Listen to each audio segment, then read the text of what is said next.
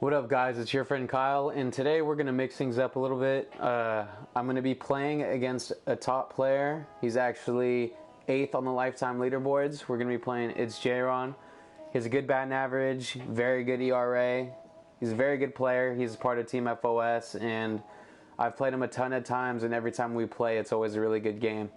So we're going to give you guys a game against him, while also going over my strategies when I'm hitting, and basically what my approach is, what I'm looking for, how I'm approaching certain situations, such as runners on third with less than 2 outs, etc. So let's get into that. Alright guys, so these are my hitting stats. First of all, I use zone. A lot of the top players use zone. Pretty much a main majority of the community uses zone, I think. It's basically just where you have your PCI, it's visible, and you're using it to decide where you want your batter to put their bat. And they say it doesn't represent the barrel of the bat, but your best strategy is to try to square up the ball in the center of your PCI. And zone makes it easiest to do that, in my opinion. I use buttons, which is just using X to regular swing, square to power swing. I don't suggest using power swing unless you're playing regular teams, because it's just a lot of these guys that you're using, you're not going to really need it, and I've never really benefited too much off using it, so I just don't worry about it. This is something you don't have to worry about. PCI, this is the yellow visual that you're going to see in the middle of your strike zone, obviously, that you're trying to aim on the ball. Some people actually like to turn it off, and I think it's because it helps them with noticing the ball, noticing the spin on it, or what it's doing. I like to leave it on so I have an idea of where my PCI is at all times and how I'm moving to adjust to hitting it well. For PCI appearance, I use wedge because it's mostly shaped like the bat, and there's a little indicator in the middle that you can use to aim where you want it to be on the ball. So kind of mentally it's easier for me to place it on the ball opposed to reticle, which I would actually suggest for people that are trying to get better or people that are new to the game to use, because reticle gives you the visual that you see you want to aim on the ball, but it also gives you a blank space in the middle that you can see right through to the pitcher to recognize his whole movements, recognize how the ball's going, and whether the ball's a ball or a strike. So I would definitely suggest reticle if you're just starting and you're trying to get good with your PCI placement. For hitting view, I like to use strike zone, and I think it's the best because it pretty much gives me the best vision on the location of the pitch that's being thrown to me, whether it's a fastball or a curveball. It just seems more accurate to an actual catcher's view to see where the ball is going. So it helps me with my discipline, it helps me with my vision, and it also helps me with my timing. You can feel free to mess around with all of these in batting practice mode just to see what it is that you're most comfortable with, but I would definitely prefer getting good at strike zone. In play view offense, that's all just basically preference. I choose medium so I can always know where the ball is. Dynamic looks a little more fancy and it's a little funner to watch, but sometimes, in my opinion, it gets a little tricky knowing how far my balls hit when it comes to tagging up and stuff with my runners. Now, in a lot of people's hitting tips videos and as they preach in their actual Twitch channels, Challenge of the Week is a very good way to practice getting your bat on the ball, whether it's on Legend, whether it's on Hall of Fame, whatever it is. Because as you play Challenge of the Week, you level up as you make consistent contact with the ball. And the better you hit the ball, the more points you get, the better chance you have at winning a prize. So it's really just a good mode to play. I don't play it much because to me it takes a lot of patience to get to the top, and I'm not the most patient guy. But if I ever am getting ready for a tournament or getting ready for a wager, I'll definitely play a little bit of Challenge of the Week and just practice making consistent contact on Legend. Another good practice, obviously, is the actual batting practice mode, to where you can pick whatever team you want, face any pitcher you want, and basically put yourself in situations where you're practicing hitting and practicing timing up certain pitchers.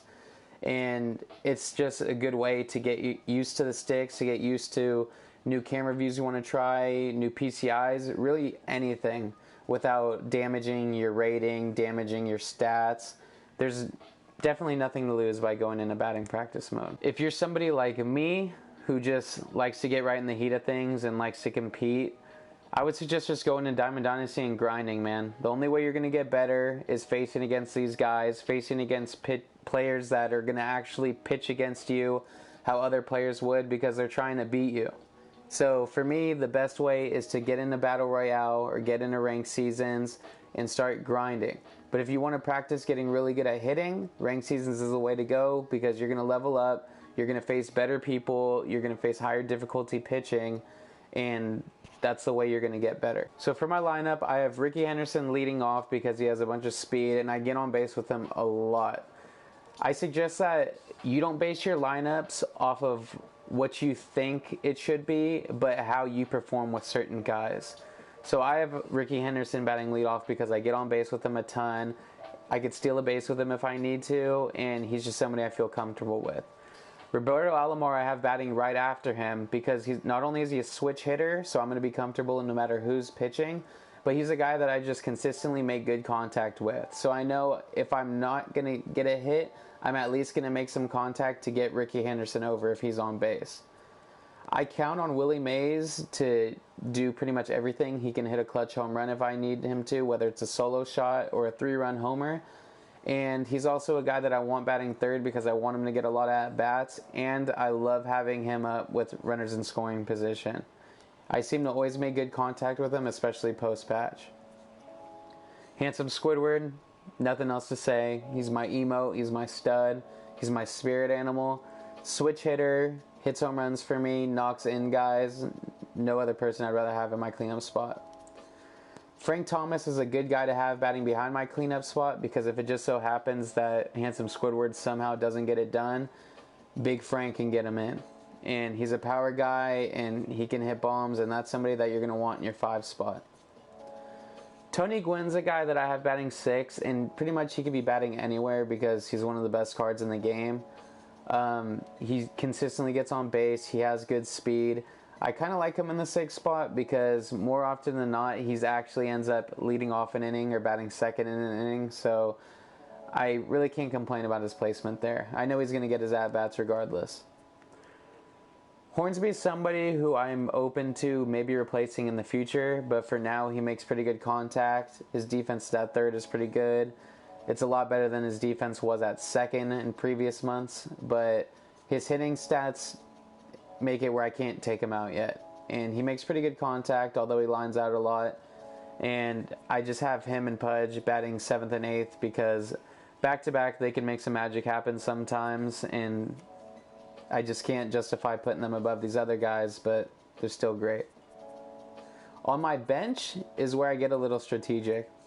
What I like to do is I like to have a guy like Jose Reyes and a guy like Kenny Lofton, at least 2 of those guys, who I can count on to hit the ball well if I need a pinch hit with them, but I mainly have them in case I need a pinch run situation.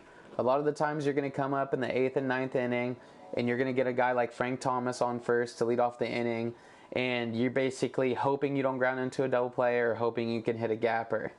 I like to always make sure that I have an option to pinch run for Frank Thomas or whoever it is that's on base, and I have either Jose Reyes or Kenny Lofton to do that. But they can also rake if I need them to step up to the plate. Jose Bautista I have simply to put if somebody puts in a lefty and I need somebody to hit a bomb. Chipper Jones, I have a switch bat that could play third if I ever need to replace Hornsby, and he just rakes. I mean, Chipper's awesome. Adam Dunn, post-patch, is a god. If you don't have him in your starting lineup, which I suggest you do if you don't have a team that you're super comfortable with like I do, but Adam Dunn needs to find a way on your team no matter what. There's no excuse. He is an absolute animal. Alright, so we're facing J-Rod. Let's see who we're facing pitching. We're facing Bumgarner. Bumgarner is somebody we like to face because post-patch it's pretty easy to make contact with his pitches. He's somewhat easy to read. And we only have 1 lefty in our lineup, so we're pretty much going to have the platoon advantage the whole game. Now, the thing about J-Rod is he can be a very disciplined hitter, and I know he likes to take some pitches, and I know he likes to wait for pitches to hit. So what we're going to do is we're going to try not to let him get too ahead of the count in most at-bats. We're going to try to make a statement early that we're going to throw strikes and we're going to give him pitches that he's going to have to battle against.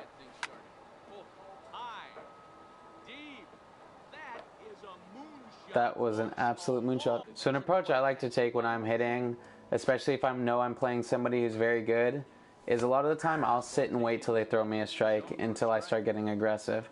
So now they threw me a strike, I'm going to be looking for that fastball, but I'm adjusting to off speed. Full count. I'm going to assume that he doesn't want to walk me to lead off the inning, so he's probably going to throw me a strike towards the middle.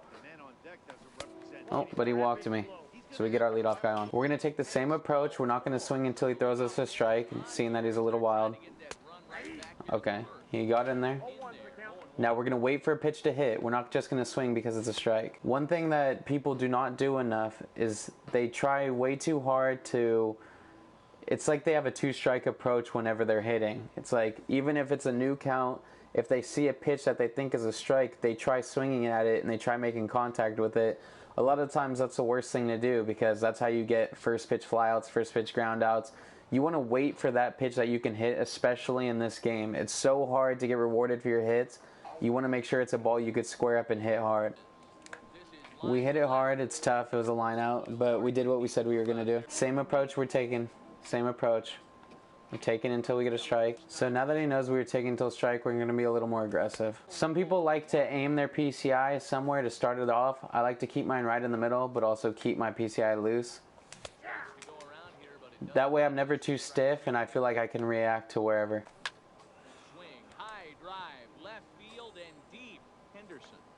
Sometimes they rob you guys. Sometimes they rob you. Sometimes you can hit it hard, but you just got to keep rolling. We know there's a good chance he could come inside with a fastball or a cutter. We make good contact with that. We adjust to it when it's outside. And we got 2 runners in scoring position with less than 2 out. So in this situation, you got to think about what you would do as a pitcher. You're trying to get this guy to not hit a deep fly ball. You're trying to get him to make weak contact, or you're trying to get him to strike out. With that logic, I know that my pitcher is either going to try to jam me, or he's going to pretty much be pitching around me. He's not going to try to give me a pitch to hit. So basically, I'm going to sit and I'm going to wait until I get a strike. Because when you do that, you get all the balls out of the way until he is forced to throw you a pitch. If he does throw you that strike, you have 2 pitches to do what you need to do to get those runners in. Or at least one of them. 0-2. And we do the job.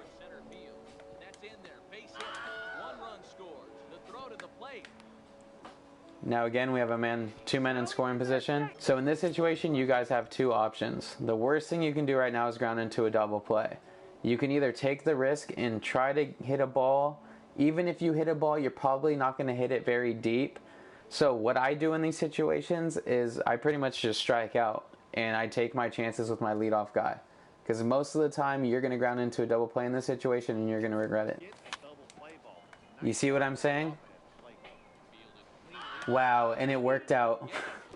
Sometimes you get penalized for changing your mind, brothers. It's all good. He threw that pitch in a good position because I almost got jammed and I almost popped that out.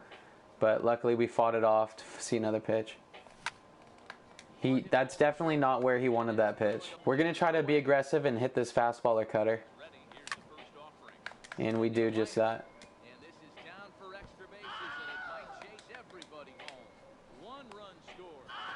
So far our approach on Bumgarner has been pretty spot on, as you can see.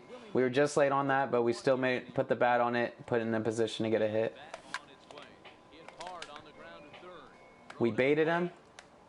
Oh, and we still got thrown out. That's unfortunate. He doesn't want to put anything, he doesn't want to hang any off speed, he doesn't want to put a fastball down the middle, but he also can't walk me. So we have to be ready.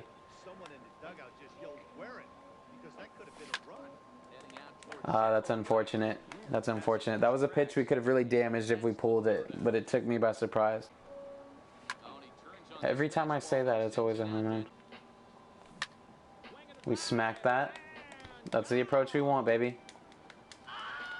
Now, this situation isn't relevant to what I'm going to say, but one thing that's very important that I don't think people do enough is you should always be trying to get your pitcher up at least by the end of the inning. You never want your pitcher to lead off an inning.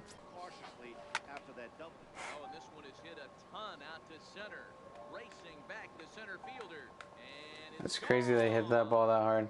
So one thing people always ask me is what control freaks I use. These are the control freaks I use. They're orange, they're called vortexes. You can see they're concaved. It gives me a nice area where I can rest my thumb and pull my PCI in or out or up or down if I need to. It's just really comfortable for me. We got the guy over in a scoring position. So now a single scores him. Hopefully that walk can come back to bite him. We're going to look for a cutter in the zone, fastball in the zone, change up in the zone. And we lay off. But we hit an absolute bomb, and that gets us 3 runs back. And we're now winning 9-3. That's not a hit you're trying to get usually, but we take those over here. That's a bad swing, and that's something I don't recommend you guys do. We had him in a good situation. We had a man on first. We were in a position to be patient and keep the inning going. Unfortunately, we made a bad decision and reached for a pitch. Guys like Trevor Hoffman are really tough because they have such good control and their off speed is so slow. You just kind of have to wait on that fastball, and you really have to work on adjusting to their off speed. One thing I like to do against guys like Trevor Hoffman is I like to be ultra aggressive with fastballs. I like to make sure that if that fastball comes, I'm going to try to take advantage of it, because odds are it's going to be hard to hit his other pitches. And we get a base knock with our pitcher. Now normally I would take until a strike, but I know a fastball could be coming here. And it didn't come, and unfortunately we pay the price for switching up our approach. It's okay to do sometimes, guys, but just know that when you switch it up, it could go a way that you don't want it to go. And that's just part of it. We smack that, but it's another line out. That should be gone. There we go.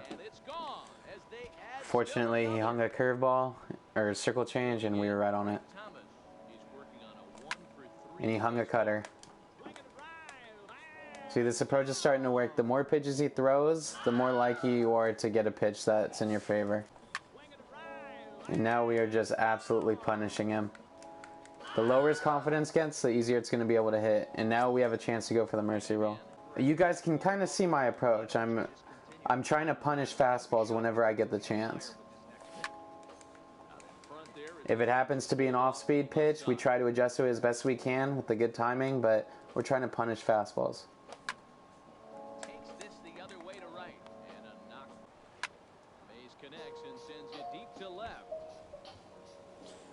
We give up an absolute moonshot. We're going to try to take something the other way because that's where we know the win is.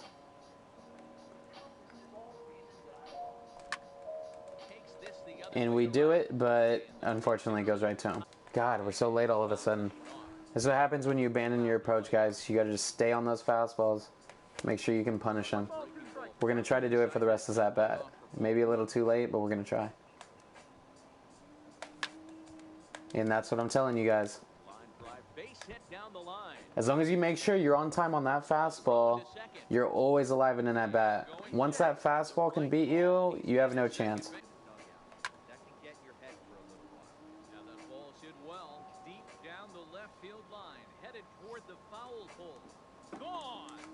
Okay.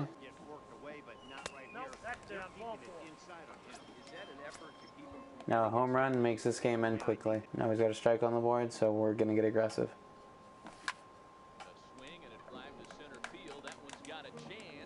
And we get it off the wall. There's a very good chance that this game ends in mercy roll now. Ah! That's too bad. And Tony Gwynn's 5 for 5, by the way. And he's faced mostly lefties this game, so it shows our approach has been working. Is that gone?